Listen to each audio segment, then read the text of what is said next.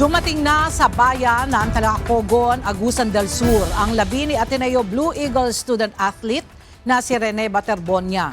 Ibinayahe ang labi nito mula sa Ateneo de Davao University patungo sa kanyang hometown sa Agusan del Sur. Habang bumibiyahe, makikita dagsa ng mga tao na nag-abang sa pagdaan ng convoy kung saan nakasakay ang labi ni Rene.